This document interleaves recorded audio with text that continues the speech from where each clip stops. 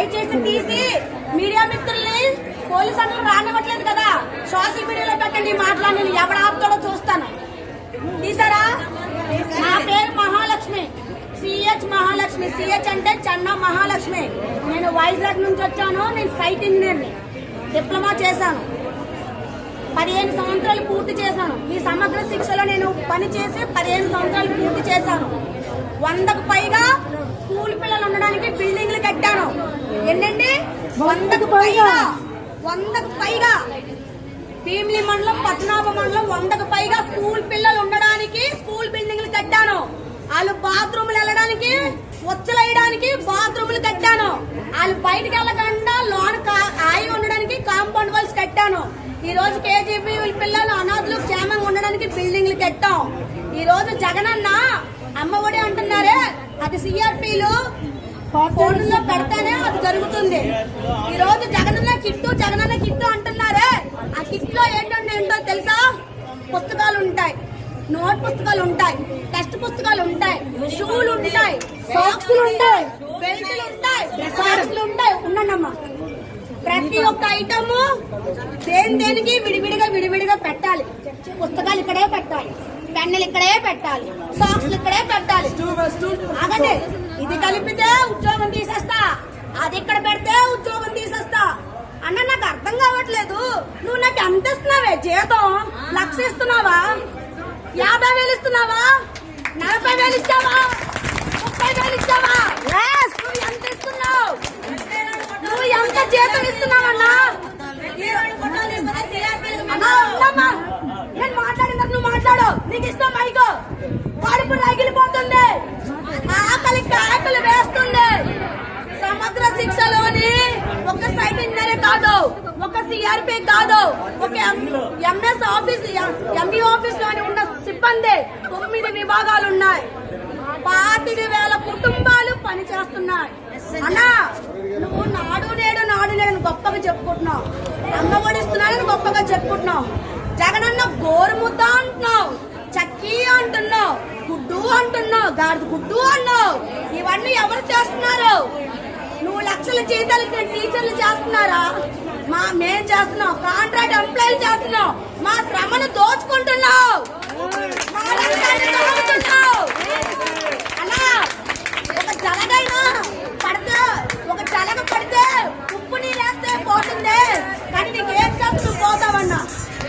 మాకెందుకు ఇంత శోభ పెట్టిస్తున్నావు? మేమేం అడిగామన్నా? 1,00,000 రూపాయలు జీతం అడిగామా అన్నా? మేము 1,00,000 జీతం అడిగామా?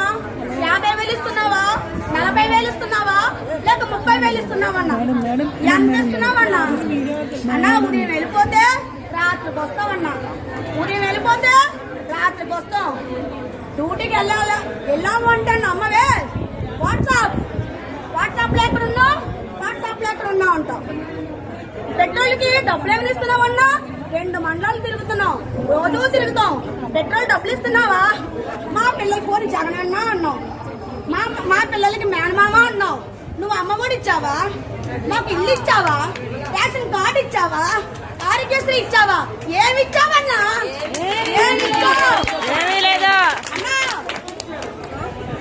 అన్నా, ట్రెజరీ జీతాలు అని చెప్పేసి అన్ని తీసేస్తున్నావు.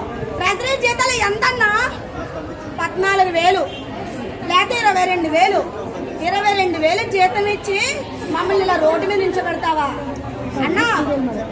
నేను విజయవాడ రావడానికి నా దరిద్రం ఉల్లిపాయలు కొంటున్నాను బాబోయ్.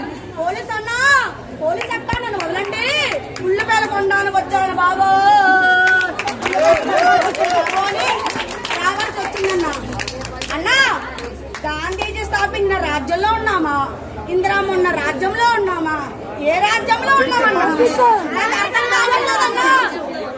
అన్నా, నాకు ఎక్కడ అర్థం కావట్లేదన్నా. కానీ ఒకటి జగనన్న, మాట ముందు అన్నా అంటున్నాను, మాట వెనక అన్నా అంటున్నాను. నేను ఎంత ఫ్యాన్ ఒకసారి ఆలోచించు. నేనే ఓటైన అంటున్నానంటే టీడీపీ వాళ్ళు ఇంకేం ఓటేస్తారన్నా? నీకు ఎవరు ఓటేస్తారన్నా? ఇంతమంది ఆడోళ్ళు ఏడుస్తున్నారే, 16 రోజుల నుంచి సమ్మె చేస్తున్నామే, జీతాలు లేవు, క్రిస్మస్ చేసుకోలేదు, న్యూ ఇయర్ చేసుకోలేదు. అక్క చెల్లెలు మేనమామ, మా పిల్లలకి మేనమామ అంటావు. నువ్వెక్కడ మాట్లావే? నువ్వెక్కడ మాట్లావా? పులివెందులు వెళ్ళి కేక్ కట్ చేస్తావు, మీ నాన్నగారు సమాధి దగ్గర మా ఆకలి ఎవరు తీరుస్తారన్నా? మాకు అన్నం ఎవరు పెడతారు? 4 నెలల జీతాలు లేవే. మా ఆకలి నీకు వినిపించట్లేదా? మా ఆవేదన నీకు అర్థం కావట్లేదా? నా రోదన నీకు అర్థం కావట్లేదా? ఇది ఎక్కడ అన్యాయం? ప్రతి మాట మీడియా మిత్రులకి రావనివ్వట్లేదు. ఓకే, ఎస్పీడీ ఆఫీస్కి వెళ్ళనివ్వట్లేదు, పాకిస్తాన్ వాళ్ళని కాబట్టి. పాకిస్తానీ ఆంధ్ర బోర్డర్లని దద్దరిల్లిపోవాలి.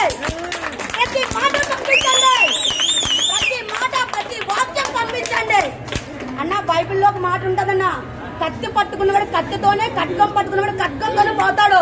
నువ్వు ఏ వాగ్దానం మీద ఇచ్చావో ఆ వాగ్దానం నెరవేర్చకపోతే అదే వాగ్దానంతో నువ్వు బయటకు వెళ్తావన్నా. నువ్వు కూడా బయటకు వెళ్తావు. జై హింద్. సమగ్ర శిక్ష ఉద్యోగస్తులు, సమగ్ర శిక్ష ఉద్యోగస్తులు.